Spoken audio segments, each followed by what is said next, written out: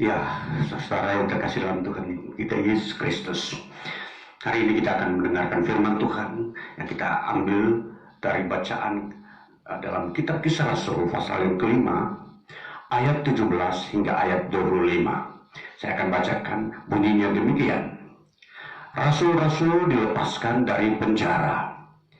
Akhirnya mulailah imam besar dan pengikut-pengikutnya, yaitu orang-orang dari mazhab Saduki, bertindak sebab mereka sangat iri hati. Mereka menangkap rasul-rasul itu lalu memasukkan mereka ke dalam penjara kota. Tetapi waktu malam seorang malaikat Tuhan membuka pintu-pintu penjara itu dan membawa mereka keluar. Katanya, "Pergilah, berdirilah di bait Allah dan beritakanlah seluruh firman hidup itu kepada orang banyak." Mereka mentaati pesan itu dan menjelang pagi masuklah mereka ke dalam bait Allah lalu mulai mengajar di situ. Sementara itu imam besar dan pengikut-pengikutnya menyuruh mahkamah agama berkumpul, yaitu seluruh majelis tua-tua bangsa Israel, dan mereka menyuruh mengambil rasul-rasul itu dari penjara. Tetapi ketika pejabat-pejabat datang ke penjara, mereka tidak menemukan rasul-rasul itu di situ. Lalu mereka kembali dan memberitahukan, katanya, "Kami mendapati penjara terkunci dengan sangat rapinya, dan semua pengawal ada di tempatnya di muka pintu. Tetapi setelah kami membukanya, tidak seorang pun yang kami temukan di dalamnya." Ketika kepala pengawal bait Allah dan imam-imam kepala mendengar laporan itu, mereka cemas dan bertanya, apa yang telah terjadi dengan rasul-rasul itu? Tetapi datanglah seorang mendapatkan mereka dengan kabar, "Lihat, orang-orang yang telah kamu masukkan ke dalam penjara ada di dalam bait Allah, dan mereka mengajar orang banyak." Ya, sampai demikian bagian firman Tuhan. Saudara-saudaraku yang terkasih, dari bagian bacaan ini saya mau memberikan tema Injil dan kehidupan manusia.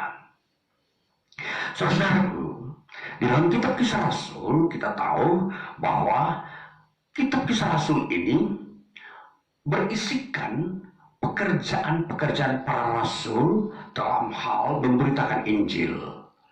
Dan di sini era di mana Roh Kudus bekerja melalui para rasul setelah Yesus Kristus naik ke surga.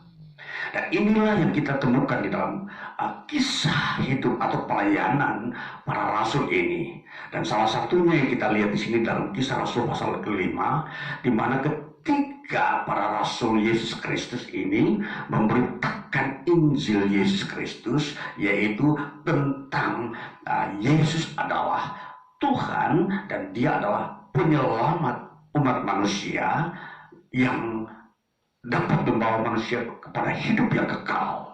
Nah, berita ini atau Injil ini diajarkan oleh para rasul di seluruh wilayah Yerusalem atau di wilayah Israel yang mereka tempati atau asal.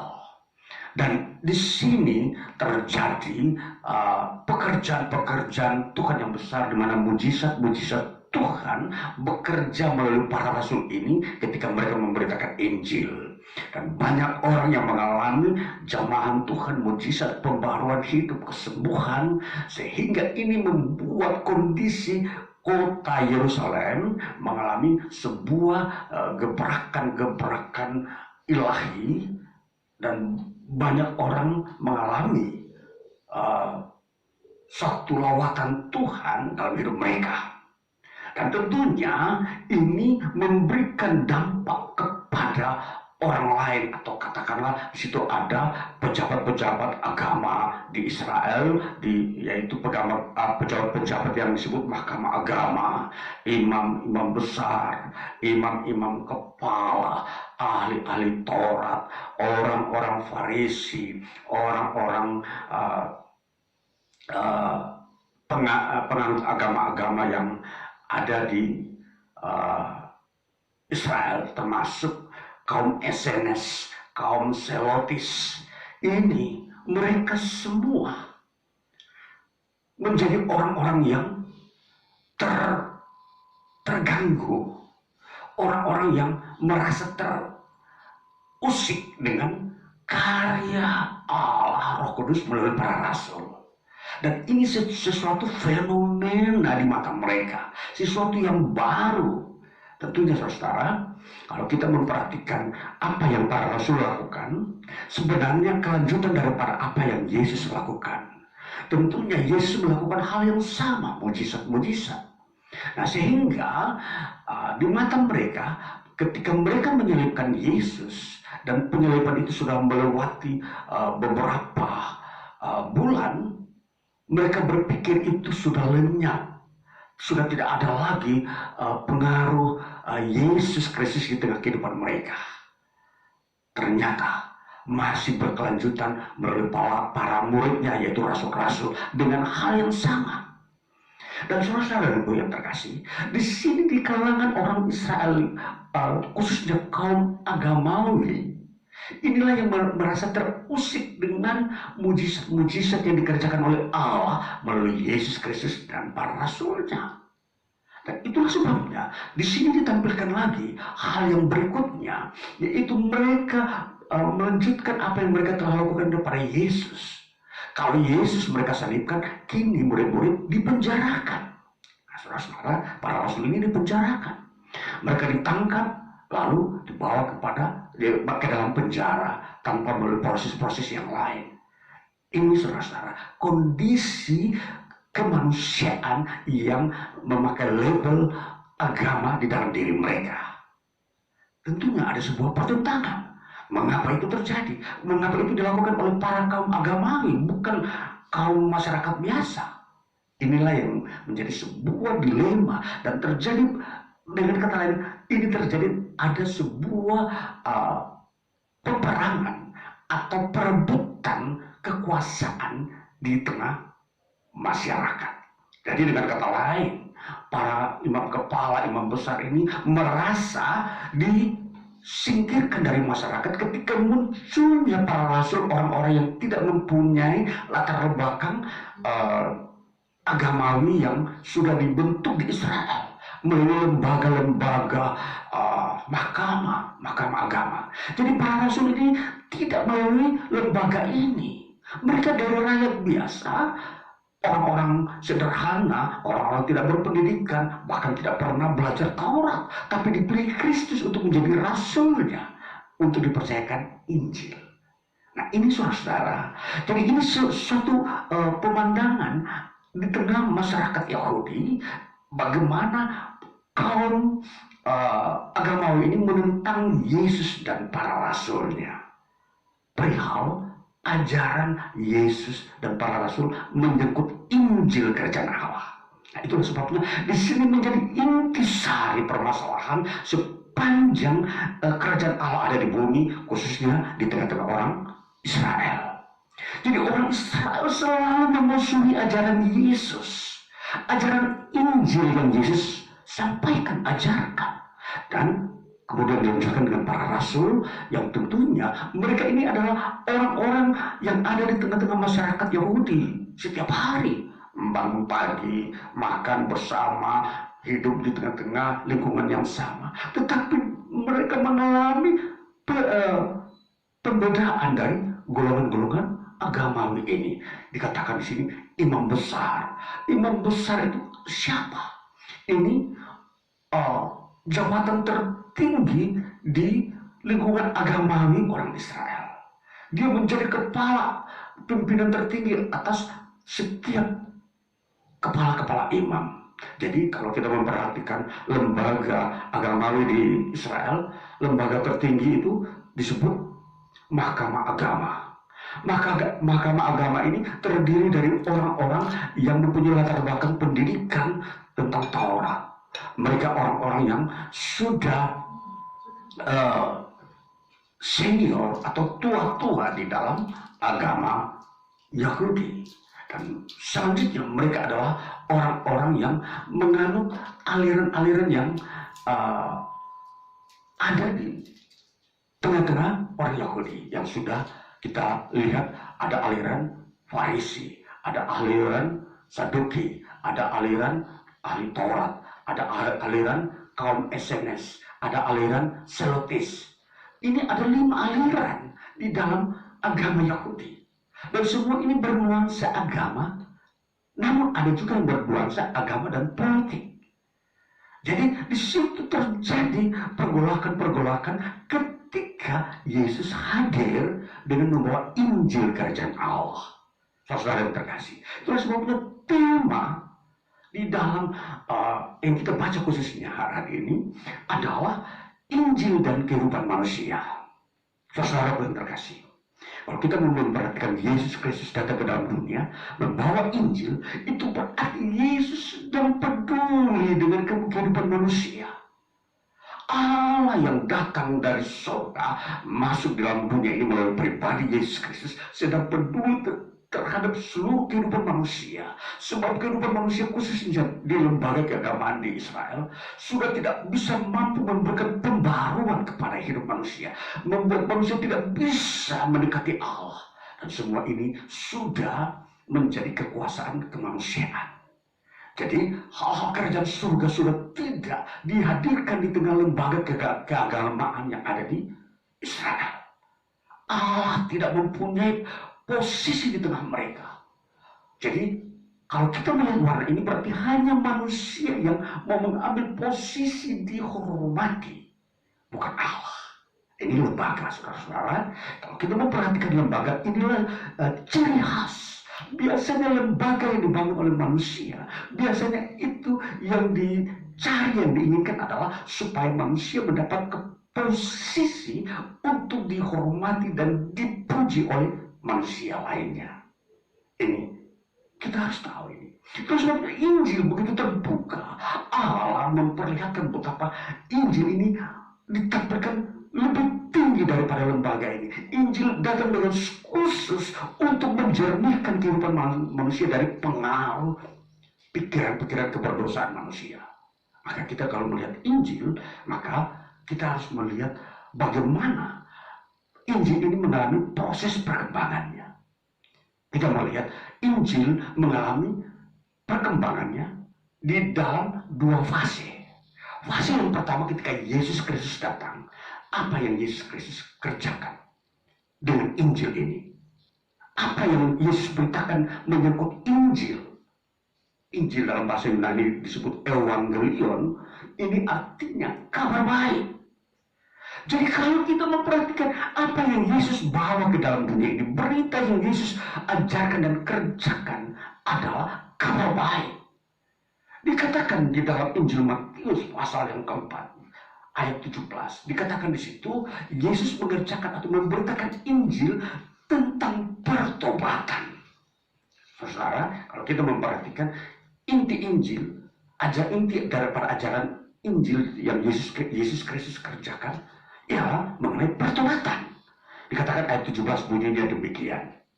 Sejak waktu itulah Yesus memberitakan, bertobatlah sebab kerajaan surga sudah dekat. Ini berita Injil, berita gembira. Dikatakan bertobatlah sebab kerajaan surga sudah dekat. Saudara, berarti Injil itu berhubungan dengan kerajaan surga. Ya, jadi kalau kita mau melihat Injil dan kehidupan manusia, itu berarti Injil ini akan membawa kehidupan manusia kepada kehidupan di surga, kehidupan yang bersifat kekal, bukan di dunia ini. Jadi ini inti berita yang Yesus beritakan ketika Injil fase pertama Yesus kerjakan, Yesus beritakan, Yesus ajarkan. Ya, mengenai pertobatan. Saudara, pertobatan ini yang dimaksudkan seperti apa?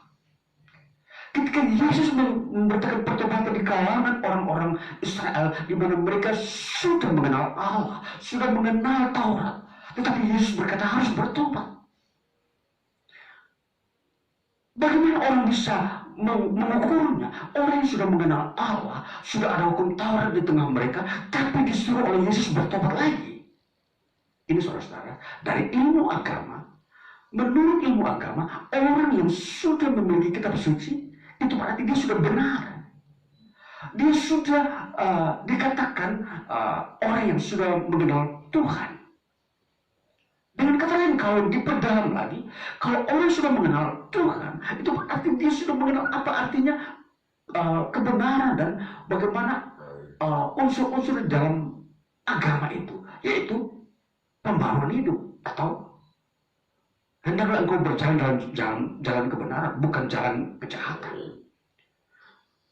Tetapi terbalik di kalangan orang Yahudi. Mereka sudah mengenal Allah, sudah ada kitab Taurat, sudah ada tempat ibadah. Tetapi Yesus berkata kepada mereka, kalian harus bertobat. Kalau tidak, kalian tidak bisa masuk dalam kerajaan surga. Saudara, kalau tidak memperhatikan ini baik-baik, latar belakang atau kondisi keagamaan daripada orang Yahudi.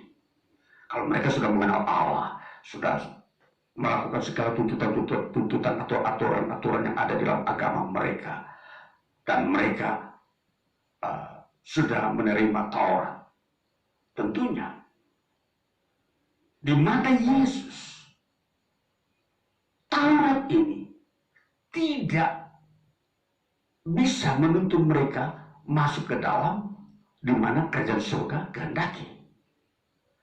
Taurat yang mereka terima dari Tuhan sebelumnya melalui Musa itu menuntun mereka memang ke dalam kebenaran. Cuma mereka tidak mampu melakukan seluruh hukum Taurat. Itulah sebabnya mereka tidak sempurna. Sehingga Yesus menganjurkan mereka, mengajarkan kepada mereka bertobat. Artinya, jangan lagi kamu mengandalkan Taurat itu sebagai dasar untuk kalian masuk surga. Tapi datanglah kepada Yesus Kristus. Itu maksudnya. Jadi bertobatnya yaitu ke arah Yesus, bukan ke Taurat. Jadi bertobat artinya berbalik arah. Kalau sekarang begini, arah mereka sekarang ini menuju Taurat. Yesus berkata bertobat artinya berbalik arah. Jadi kalau dalam bahasa Yunani, bertobat itu dalam definisinya yaitu orang berbalik arah dari arah yang sebelumnya dia berjalan, dia harus kembali 180 derajat. Jadi harus kembali, bukan menyerang ke kanan, harus kembali ke arah yang Tuhan sediakan, yaitu kembali kepada Yesus Kristus. Jadi itu artinya bertobat. Nah, saudara, jadi kalau kita memperhatikan ini, maka Yesus berkata bertobat itu berarti dia berkata kepada orang Israel, janganlah kamu melihat kepada Taurat, tapi lihatlah kepadaku, yaitu Allah yang datang ke dalam dunia ini mau menyelamatkan kamu. Itulah yang disebut bertobat. Jadi saudara yang terkasih, Injil berbicara bertobat. Injil berbicara tentang jalan baru, jalan yang di dalamnya ada anugerah. Di situ ada pengampunan dosa yang tanpa harus melalui mempersembahkan korban. Tetapi dengan percaya kepada Yesus Kristus, umat manusia akan mendapatkan anugerah kemurahan Tuhan dari hal perihal pengampunan dosa. Inilah yang sebenarnya ada di dalam pemberitaan Yesus Kristus. Injil yang diberitakan oleh Yesus Kristus. Ini fase pertama. Sekarang kita mulai fase yang kedua. Injil yang diberitakan oleh para rasul. Apa yang diberitakan para rasul mengenai Injil? Para rasul memberitakan bahwa Yesus Kristus adalah Tuhan dan Juru Selamat.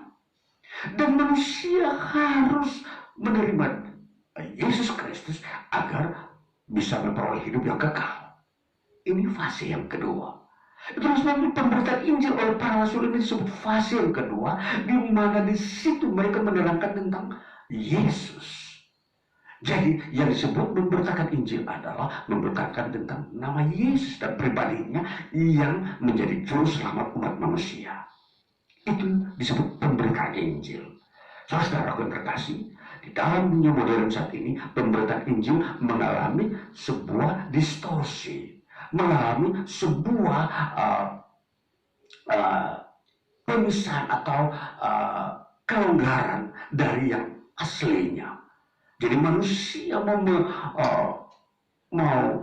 menurunkan bagaimana memisahkan atau mengurangi kadar daripada pemberitaan Injil itu sendiri.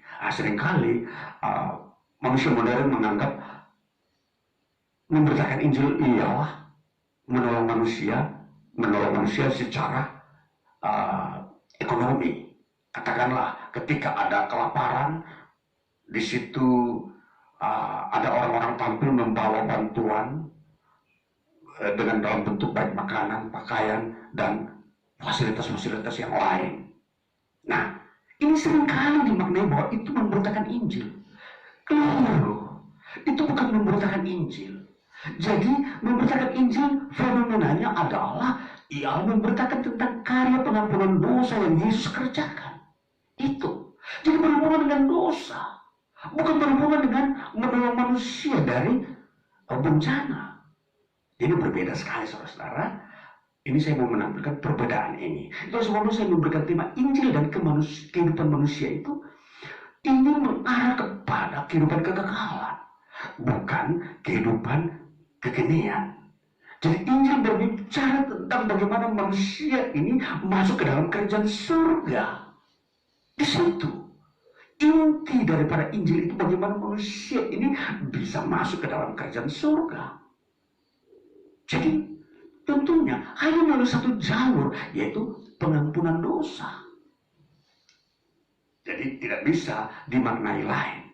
Jadi Injil sesungguhnya memiliki makna tunggal saja, yaitu pengampunan dosa melalui Yesus Kristus. Saudara yang terkasih. Saudara, mari kita memperhatikan bahwa apa itu yang dikatakan di dalam Kisah Rasul pasal yang kelima pada ayatnya yang ke-20 dikatakan begini. Pergilah, berdirilah di bait Allah dan beritakanlah seluruh firman hidup itu kepada orang banyak. Dikatakan para malaikat ketika malaikat ini datang di penjara, ya, dia membuka pintu melepaskan para rasul dari penjara dengan kuasanya.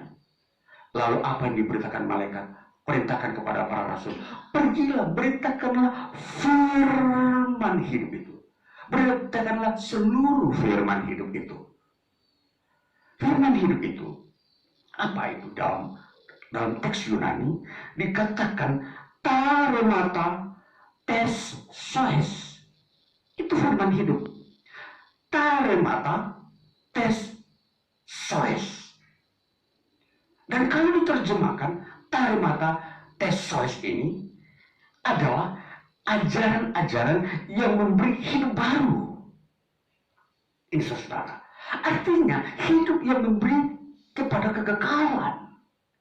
Jadi hidup baru di sini adalah hidup yang menuntun manusia masuk ke dalam kerajaan surga. Bukan yang miskin menjadi kaya, bukan. Itu bukan hidup baru seperti itu. Bukan yang sakit menjadi sembuh, bukan. Jadi kalau kita memperhatikan Injil memberikan kualitas kehidupan manusia yang diinginkan oleh manusia, yang dibutuhkan manusia, ialah hidup kekal. Semua orang ingin, kalau dipertanyakan, kamu kalau mati masuk surga, kepingin masuk surga? Semua akan bertanya, ya saya kepingin masuk surga. Karena kami tahu surga itu tempat keabadian hidup yang bahagia. Neraka adalah tempat penghukuman, di mana manusia berbuat dosa di situ. Tetapi kalau kita melihat realitas bahwa keinginan manusia ingin masuk surga, tetapi mereka tidak mau mengikuti ajaran Injil, tidak realistis dan tidak relevan. Karena apa? Injil menyajikan kehidupan di surga kekekalan, tetapi manusia tidak mau menerima. Padahal itu adalah satu-satunya solusi manusia hidup ke dalam surga, yaitu menerima Yesus. Di mana Yesus telah mengajarkan bahwa Injil itu adalah tentang percaya kepada Dia, bertobat dari hal yang tidak benar kepada yang benar, dari yang tidak menyelamatkan kepada yang menyelamatkan. Itu bertobat.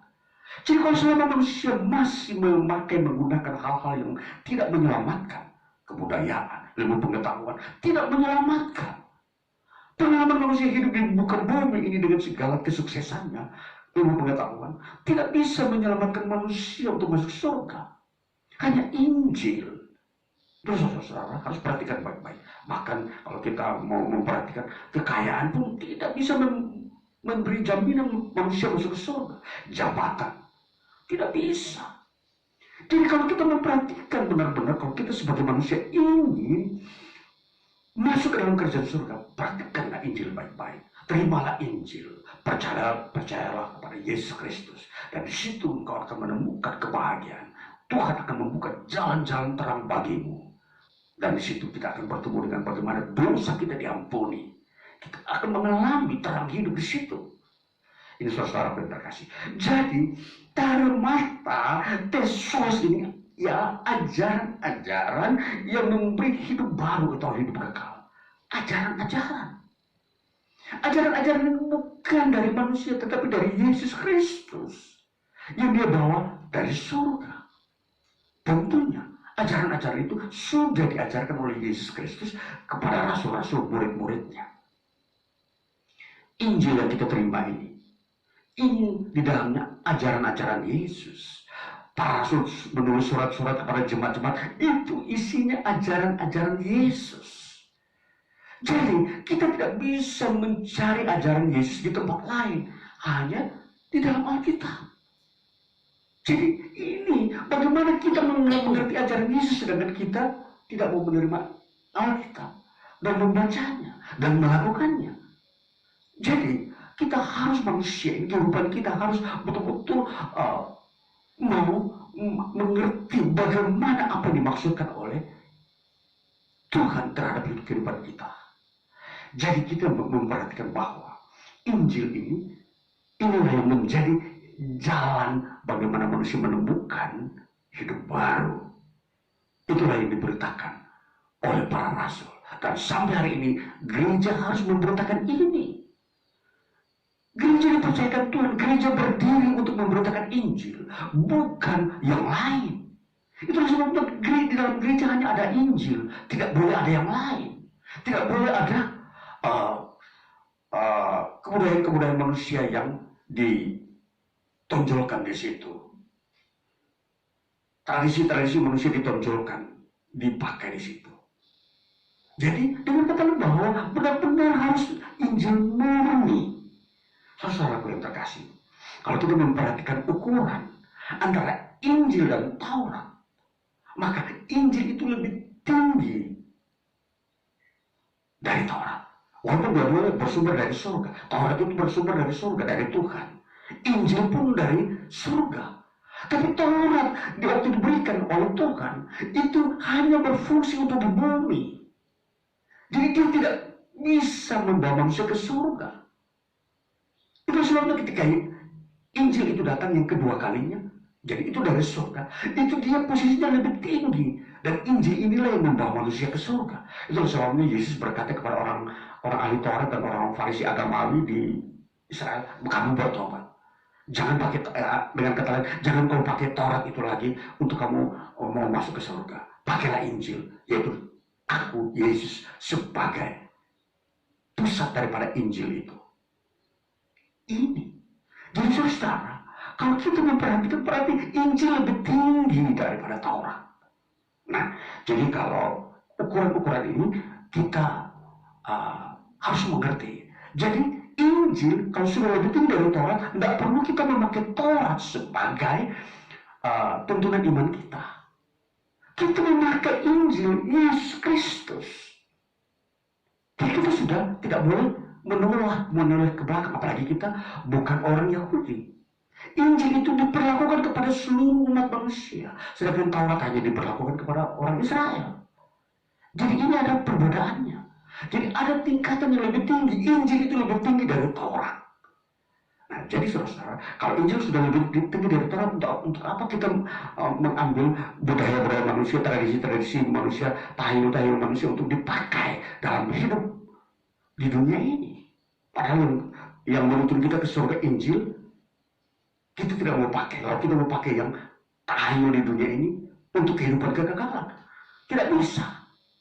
Jadi mengerti dengan baik, belajarlah dengan baik bagaimana apa yang sangat berguna bagi kehidupan manusia. Saudara, kalau kita baca dalam Injil Matius pasal 5 ayat 20, kita baca kembali Injil Matius pasal 5 ayat yang ke-20 akan menerangkan kepada kita bagaimana Yesus mengajarkan tentang posisi ya orang yang layak masuk surga. Injil Matius pasal 5 ayat 20 bunyinya demikian. Maka aku berkata kepadamu, jika hidup keagamaanmu tidak lebih benar daripada hidup keagamaan ahli-ahli Taurat dan orang-orang Farisi, sesungguhnya kamu tidak akan masuk ke dalam kerajaan surga. Saudara, kalau kita melihat agama, ini orang Farisi, ahli Taurat ini semua ahli agama. Mereka dikatakan oleh Yesus tidak masuk surga. Kenapa? Karena mereka memakai standar Taurat, bukan Injil. Makanya Yesus berkata, kalian tidak bisa masuk surga. Karena yang lebih tinggi dari Taurat itu ada di dalam di dekat kamu tidak mau menerima, yaitu aku Yesus, kata Yesus kepada mereka. Maka Yesus mengajarkan kepada orang banyak, kalau ilmu keagamaanmu tidak lebih tinggi dari ahli Taurat dan orang Farisi, kamu pun tidak masuk surga. Karena orang Farisi dan ahli Taurat pun tidak masuk surga. Itu sebabnya Yesus berkata, untuk kamu masuk surga harus lebih tinggi dari mereka. Itu apa? Injil. Injil yang kamu harus terima yang lebih tinggi daripada Taurat.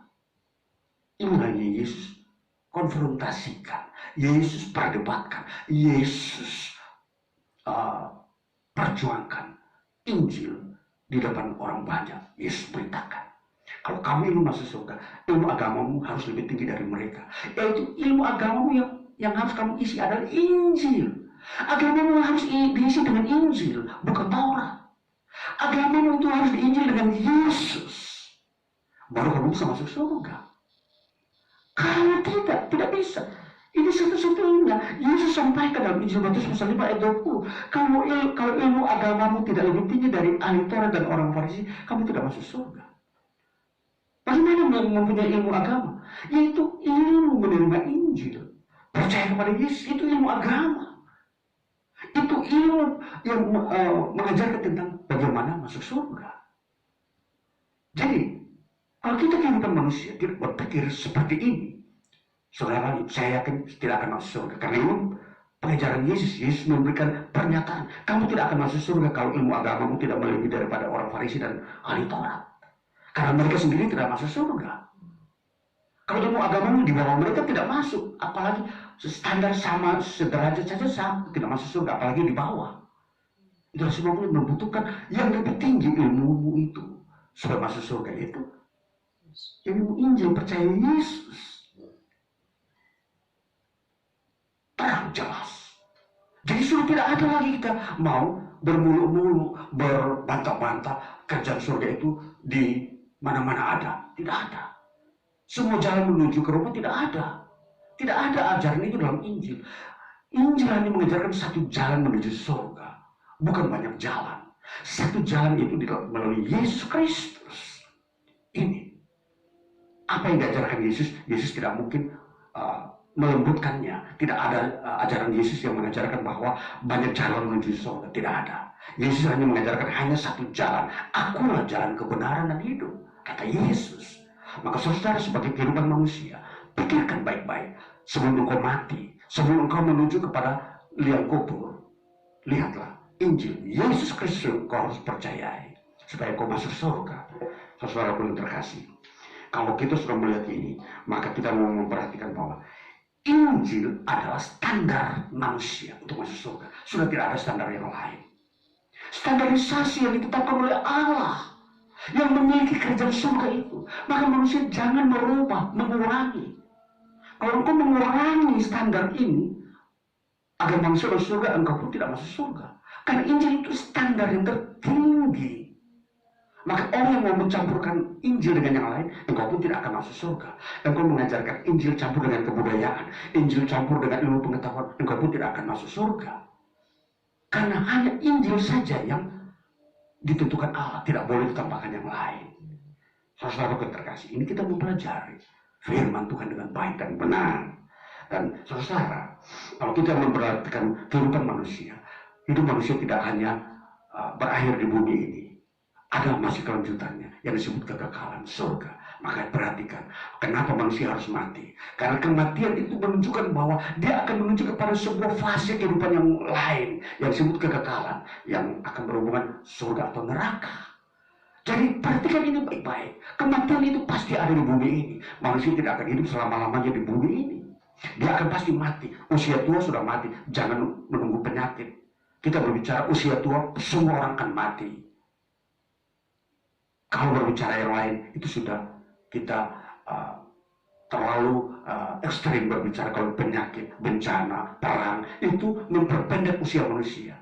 Tanpa sampai harus umur 40 pun sudah mati. Ketika perang terjadi, umur berapapun bisa mati. Ketika kelaparan terjadi, umur berapapun mati. Umur 2 tahun, 5 tahun, 10 tahun mati. Ketika kelaparan datang, umur berapapun mati. Sehari, 2 hari, 5 bulan, setahun, mati.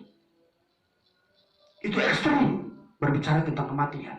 Jadi, berpikirlah, kerajaan surga itu hanya dalam Injil. Tidak ada tempat lain. Kalau kamu ingin masuk surga, datang kepada Injil. Jangan cari tempat lain. Kalau cari tempat lain, kamu tidak menemukan kerajaan surga di sana. Kamu tidak menemukan. Berarti kamu menemukan apa? Neraka. Datanglah kepada Yesus, saudara terkasih. Ini firman Tuhan. Maka dikatakan, orang yang mengikut Yesus adalah orang yang menerima Injil. Kalau saudara mau menjadi orang Kristen, terima Injil. Mengikut Yesus, di situ harus terima Injil. Belajar Injil, mengerti Injil. Itu loh saudara disebut Kristen.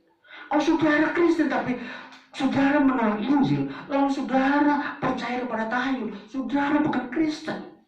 Sekarang saudara ke gereja, sekarang saudara lahir dari orang Kristen, hidup berdasarkan tahayul, saudara bukan Kristen. Neraka saudara-saudara. Ini berita Injil. Sebab Injil tidak menjelaskan yang lain. Injil hanya menjelaskan bahwa percaya Yesus. Yesus mengajarkan Injil. Tidak boleh yang lain. Itulah surga. Kemudian, saudara, Injil berbicara tentang masa depan. Kalau saudara berkata, saya ingin masa depan menjadi seorang yang berguna. Itu saudara berbicara tentang masa kekinian. Suatu waktu saudara mati, tapi berbicara masa depan yang sesungguhnya di dalam Injil. Percaya Yesus itu masa depan yang abadi. Saudara, di dunia ini, Injil seringkali sudah diasimilasi dengan yang lain. Injil sudah dikawinkan dengan yang lain. Sehingga terjadi penurunan derajat Injil. Masih banyak orang mempraktekkan bagaimana Injil itu diasimilasikan atau disinkretiskan dengan ilmu manusia di bumi ini, baik itu tahayul, baik itu tradisi kebudayaan, dan itu membuat manusia tidak memiliki iman. Mereka menjadi manusia duniawi. Ini manusia duniawi ini begini. Jadi mereka itu sudah Kristen, tapi mereka menambahkan tradisi dan semua ajaran tahayul nenek moyang mereka masuk ke dalam iman Kristen. Dan ini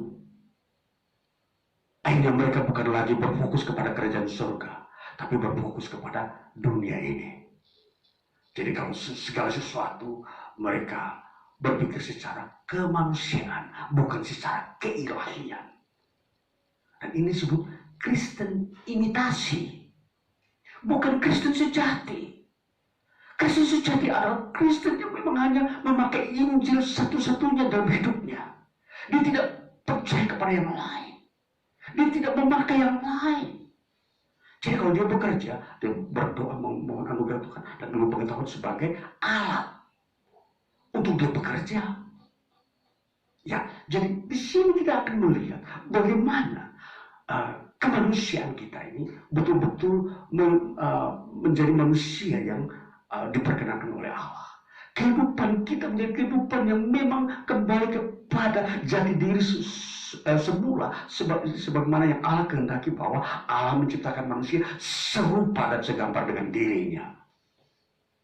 Jadi kalau dosa sudah ada dalam manusia, merusak rupa dan gambar ini, sehingga yang terjadi adalah keburukan pada manusia. Dan tentunya kalau sudah tidak mau bertobat dari dosa ini, apa yang terjadi? Tuhan membuang dan menghukum manusia yang berdosa. Dan ini saudara, mari kita mau memperhatikan bahwa Injil, dalam kita membuat rumusan, Injil sama dengan manusia plus surga. Ya, kalau kita buat secara matematika, Injil sama dengan manusia plus surga. Artinya manusia itu kepingin masuk surga. Hasilnya di mana? Di Injil. Tapi kalau kita mau melihat Injil plus asimilasi yang saya sudah katakan tadi, mungkin ilmu pengetahuan, kebudayaan, dan tradisi manusia, takhayul manusia, maka itu menghasilkan manusia plus dunia ini, yang nanti kemudian manusia dan neraka. Itu matematikanya.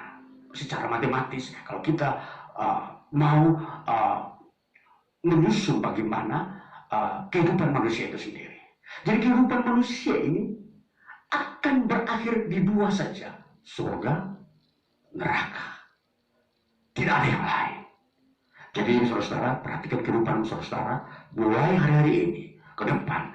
Perhatikan baik-baik supaya engkau masuk dalam kerajaan surga. Datanglah kepada Injil. Tuhan Yesus memberkati kita. Haleluya. Amin.